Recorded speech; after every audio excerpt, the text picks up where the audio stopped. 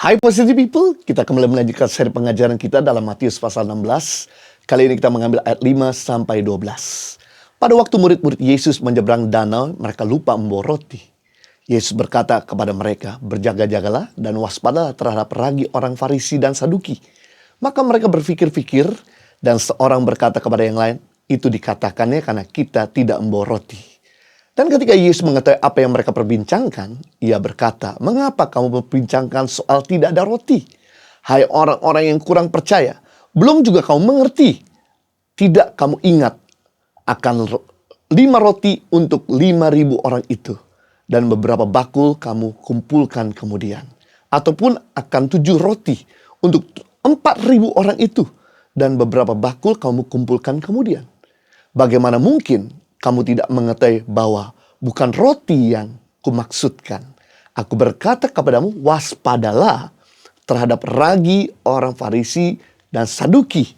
Ketika itu barulah mereka mengerti bahwa bukan maksudnya supaya mereka waspada terhadap ragi roti, melainkan terhadap ajaran orang Farisi dan Saduki.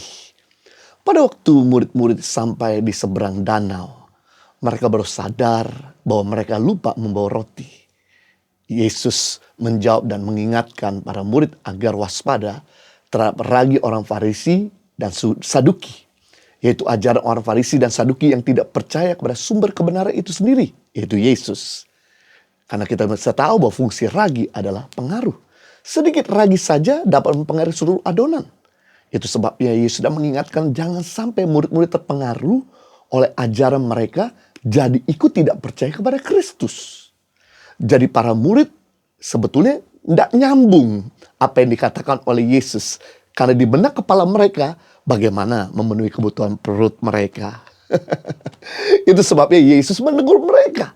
Hai kamu yang kurang percaya. Mengapa kamu memperbincangkan di antara kamu sendiri mengenai roti yang kamu gak bawa? Yesus mengingatkan mengenai mujizat pelipat gandaan. Hanya dengan 5 roti dan 2 ekor ikan mengenyangkan 5.000 orang. Dan lebihnya 12 bakul penuh. Hanya dengan 7 roti dan beberapa ekor ikan dapat mengenyangkan 4.000 orang. Dan lebihnya 7 bakul penuh. Yesus mau murid-muridnya bertumbuh. Bukan hanya mengutamakan urusan perut mereka. Dan jangan sampai mereka terpengaruh oleh ajaran orang Farisi dan orang Saduki yang membuat mereka ragu akan kemesiasan Yesus Kristus. Itu sebabnya dia mengingatkan kepada murid-murid yang pertama.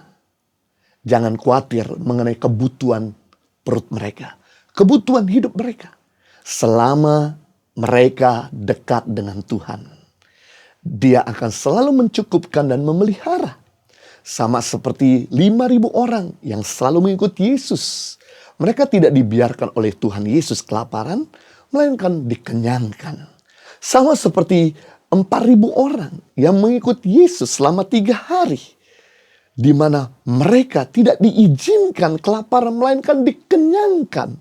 Selama orang-orang mengikut Yesus, dia tidak akan pernah mengalami kekurangan, melainkan kelimpahan. Yang menjadi pertanyaan saya adalah, apa yang menjadi kebutuhan Anda? Uang, kesehatan, hikmat, keberhasilan, promosi dalam pekerjaan, kelancaran dalam usaha, pasangan hidup, keturunan. Tuhan sedang mau mengingatkan kepada kita, jangan pusing mengenai kebutuhan itu semua. Selama kita mencari Dia, selama kita mengejar Dia, selama kita dekat dengan Tuhan, selama kita melekat dan intim dengan Tuhan, maka Dia akan mencukupkan seluruh kebutuhan dan keperluan kita menurut kekayaan dan kemuliaannya. Yohanes pasal 15 ayat 5. Akulah pokok anggur dan kamulah ranting-rantingnya. Barang siapa tinggal di dalam aku dan aku di dalam dia, ia berbuah banyak. Sebab di luar aku kamu tidak dapat berbuat apa-apa. Jadi kita bisa melihat selama kita melekat pada sumber, maka ranting akan selalu berbuah, berbunga, berdaun. Tapi sekalipun ranting itu berbuah, berbunga dan berdaun, didekati banyak orang dan banyak makhluk hidup, tapi kalau dia lepas dari sumbernya, maka yang terjadi kering dan mati. Sama hal selama kita melekat pada sumber, selama kita intim sama Tuhan, maka Dia akan mencukupkan segala kebutuhan kita. Kita nggak usah khawatir mengenai ajaran-ajaran yang ditawarkan, mengenai godaan-godaan yang sedang ditawarkan. Selama kita intim sama Dia, maka Dia akan memenuhi segala kebutuhan dan keperluan kita. Yang kedua, Yesus sedang mengingatkan kepada murid-murid dan kepada kita mengenai makanan dan minuman yang Yesus maksudkan, yaitu melakukan kehendak Bapa di surga. Yaitu mengenal kehendak Bapa di surga. Supaya kita jangan mudah terpengaruh oleh ajaran asing. Orang yang melakukan kehendak Bapa adalah orang-orang yang mengenal Tuhan. Dan orang yang mengenal Tuhan, dia tidak akan mungkin mau meninggalkan Tuhan. Dan yang menarik, Daniel pasal 11 ayat 32, orang yang mengenal Allah akan tetap kuat dan bertindak. Kenapa kita jadi orang yang lemah? Kenapa kita jadi orang yang pesimis? Kenapa kita jadi orang yang gak pernah mau move on untuk bergerak dan maju? Karena kita gak mengenal Tuhan. Kalau kita mengenal Tuhan, kita tahu bahwa Dia akan selalu menyertai kita. Kita tahu bahwa Dia pasti akan bukan jalan sekalipun banyak tantangan. Dan waktu kita mengenal Tuhan, problem sebesar apapun, godaan sebanyak apapun tidak akan pernah membuat kita lari atau meninggalkan Dia. Sama seperti saya punya teman baik sejak SMA kelas 1 di tahun 1993 sampai hari ini. Sudah 17 tahun. Kami saling terus menjaga hubungan.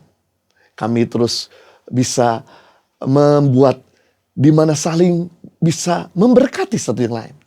Sampai sekarang walaupun saya sempat udah pergi ke Australia, tapi teman baik saya ini yang dari SMA, dia selalu kontak, dia selalu ajak bicara, maintain hubungan. Dan ketika saya pulang Indonesia untuk liburan, dia selalu yang mengajak saya untuk makan, fellowship, ketemuan. Dan ketika saya pulang ke Indonesia for good dari Australia, saya tetap kontak dia. Dan sampai hari ini pun dia selalu menjaga. Walaupun kita masing-masing punya banyak teman.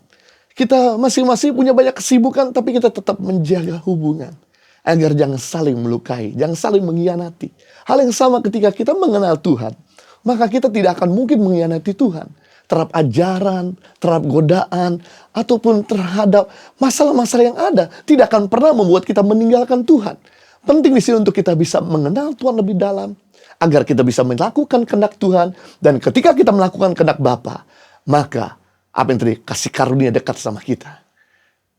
Ketika kita mengerjakan apa yang Bapa katakan, Bapa kerjakan, maka kita dekat dengan kasih karunia. Begitu kita mengerjakan yang Tuhan tidak pernah katakan, yang Tuhan tidak pernah kerjakan, maka kita jauh daripada kasih karunia. Jadi jauh dekat dengan kasih karunia bukan ditentukan dari kita minta-minta, tapi jauh dekat dengan kasih karunia apakah kita sedang melakukan apa yang Bapa katakan atau Bapa kerjakan. Sama seperti Yesus. Kenapa Yesus penuh kasih karunia? Karena Yesus pernah berkata, makananku adalah melakukan kehendak Allah dan menyelesaikannya. Karena Yesus mengerjakan apa yang Bapa katakan, Bapa kerja. Makanya Yesus tidak pernah gagal.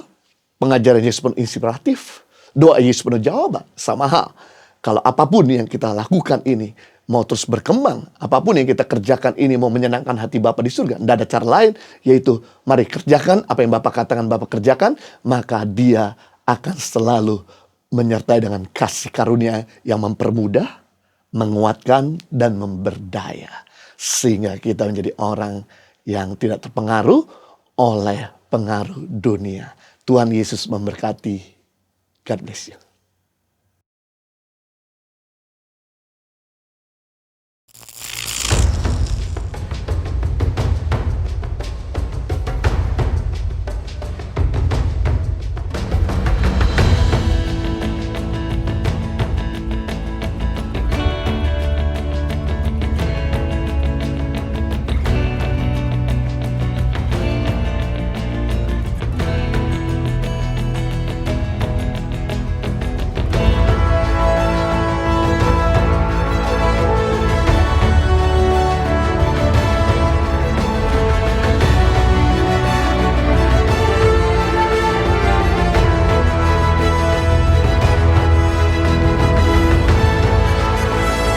Suka duka, perjuangan guru tangan pengharapan dalam membangun pendidikan di pedalaman Indonesia.